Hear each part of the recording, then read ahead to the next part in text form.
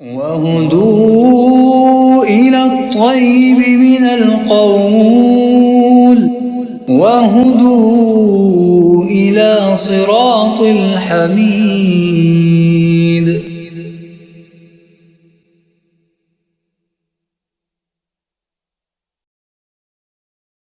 ہم اپنے بیٹوں کی یہ کیا سوچتے ہیں؟ ابھی پاؤں پہ کھڑا ہو لینے دیں، ابھی کمیٹی نہیں نکلی، نکل لینے دیں، ابھی کاروبار سیٹل نہیں۔ کون سی بیٹی ہے جو اپنے باپ کے سامنے کھڑا ہو کے یہ کہہ سکے، اور کون سی بیٹی ہے جو اپنی ماں کے ساتھ یہ شکوہ کر سکے کہ مجھے کیوں نہیں رخصت کرتے؟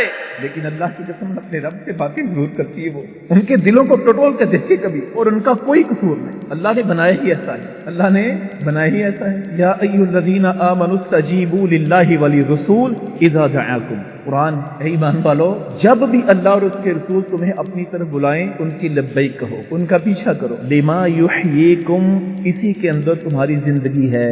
زندگی کس کے اندر ہے؟ اللہ اور اس کے رسول جب بھی بلائیں چلے جائیں۔ ایک صحابی نماز پڑھ رہے تھے، اللہ کے نبی علیہ السلام نے ان کو بلایا، یا فلاں، وہ نمازی جن کو بلایا گیا وہ خود بیان کرتے ہیں، میں نے سوچا میں نماز پڑھ رہا ہوں، اللہ کی بندگی کر رہا ہوں، رکوع سجود ہے، قیام ہے، تشہد ہے، اللہ کا ذکر ہے، تو میں نے سوچا میں سلام پھیر کے ہی اللہ کے نبی کی بات سن لوں گا، نماز کو جاری رکھا۔ آپ نے دوبارہ آواز دی، یا فلاں، وہ کہتے میں نے پھر اسی چیز کو غالب رکھا کہ نماز سے فراغت کے بعد میں اللہ کے نبی کی بات سن لوں گا۔ جب وہ بات سننے کے لیے گیا تو اللہ کے رسول علیہ السلام نے فرمایا کیوں نہیں آئے، بر وقت کیوں نہیں آئے؟ کہ اللہ کے رسول میں نماز پڑھ رہا تھا۔ آپ نے فرمایا تم نے قرآن مجید کی آیت نہیں سنی؟ یا ایھا الذین آمنوا استجیبوا للہ وللرسول اذا دعاکم، تم جس حالت میں بھی ہو، جب اللہ کے نبی پکارے چھوڑ دو۔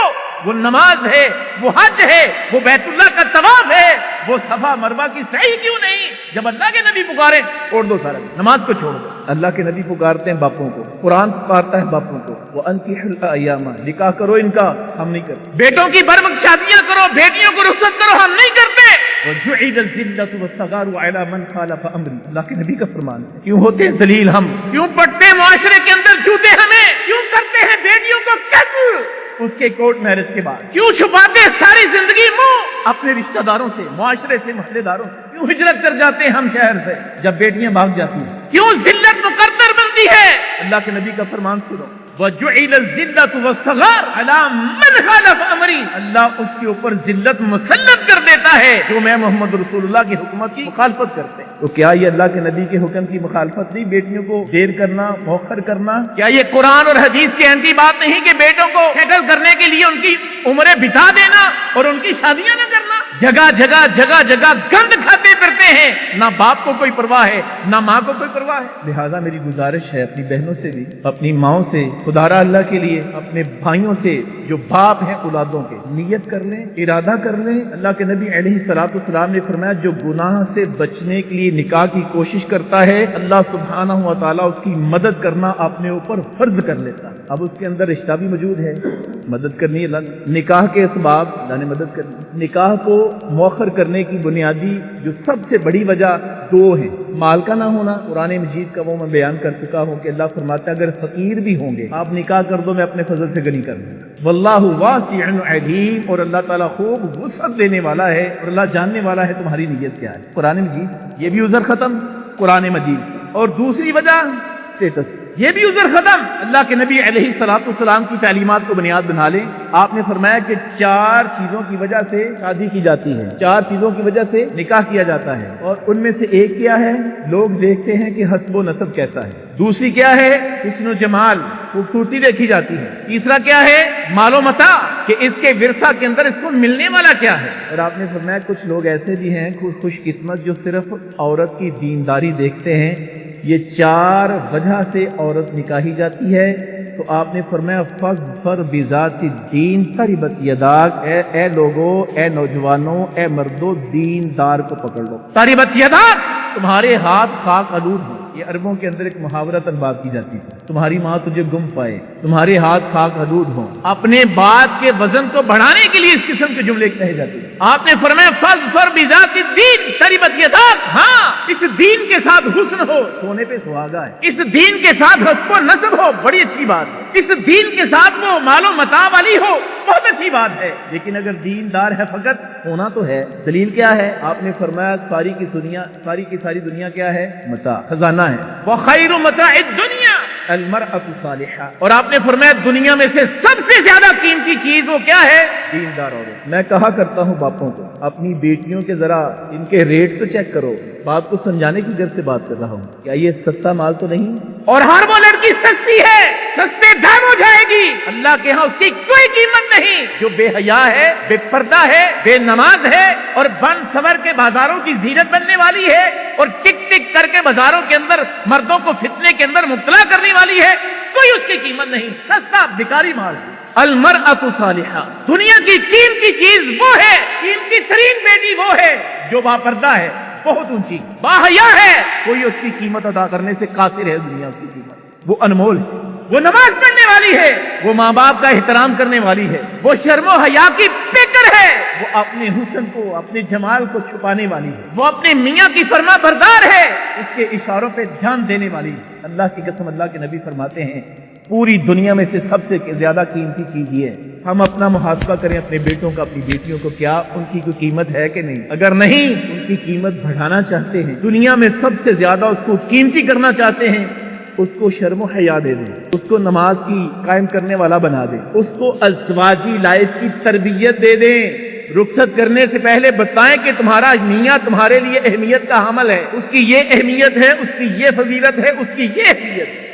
अल्लाह के नबी अलैहिस्सलाम ने फरमाया कि अगर कोई औरत अपनी मियाँ को तंग करे और इत्तफाक से उसका मियाँ जन्नती हो, अल्लाह को तो पता है, आपने फरमाया जो उसके हिस्सा में जन्नत में आने वाली हूरें हैं वो जन्नत के अंदर रहते हुए उस औरत के लिए जन्नत में बद्दुआएं करती हैं। हलाको बर्बाद हो बदबख्त, तुम उसको तंग करती हो जो चंद दिहाड़ों का मेहमान है तुम्हारे पास और तुम्हें छोड़कर हमारे बाहों में आने वाला है, हमारा मेहमान बनने वाला है, इसको तंग ना करो। ये सही हदीस। तो कितनी वैल्यू है इस मियां साहब की। आपने फरमाया अगर किसी के शोहर के जिस्म पे किसी भी हिस्से पे जख्म हो और वो जख्म पीत के साथ बढ़ जाए, उसकी बीवी जुबान के साथ चाट कर उसको साफ करे, फिर भी अपने खामन का हक नहीं अदा करती। ये तरबियत किसने देनी है बेटियों को? ससुर साहब ने नहीं, सास ने देनी है, नंदों ने देनी होगी, जेठों ने कुछ तरबियत करनी होगी। अल्लाह के बंदो, अगर अपनी चाहते हो कि बेटियां तुम्हारी अगले पराए घर जाके राज करें, उनको घर से उनके खामन की अहमियत बता के भेजो। आज मौलवी कहता है जी बहू के ऊपर फर्ज नहीं वो ससुर की खिदमत, सास की खिदमत फर्ज नहीं, हम मान लेते हैं कि फर्ज नहीं। वो इसके शोहर के माँ बाप हैं कि नहीं है? शोहर के माँ के पांव के नीचे अल्लाह ने जन्नत रखी तेरे मियाँ के लिए कि नहीं? तो क्या तू नहीं चाहती तेरा मियाँ जन्नत में जाए? तेरे मियाँ के बाप तेरे ससुर को अल्लाह के नबी ने नहीं बताया कि तेरे खामन के जो जन्नत का दरवाजा है वो तुम्हारा ससुर है, उसका बाप है? उसको खोलने के लिए खामन को क्या करना पड़ेगा?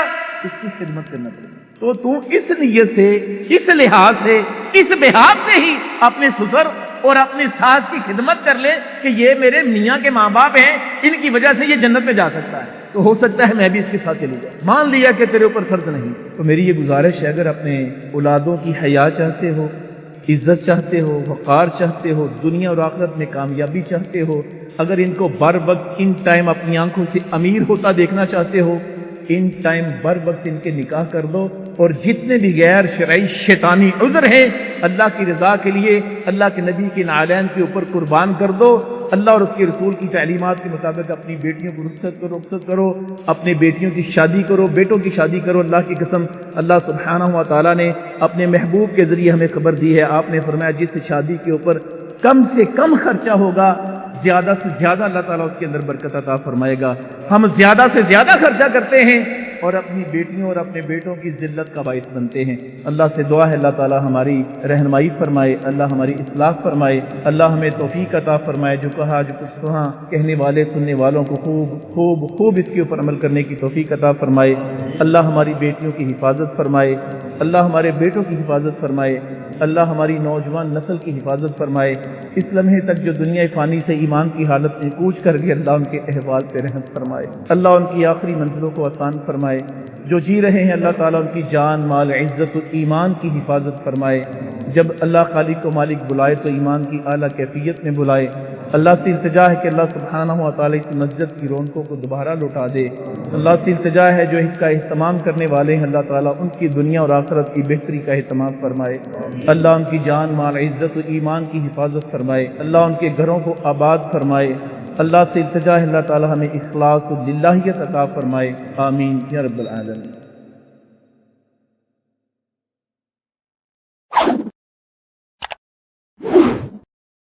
توحید کی امانت سینوں میں ہے ہمارے، آسان نہیں مٹانا نام و نشان ہمارا.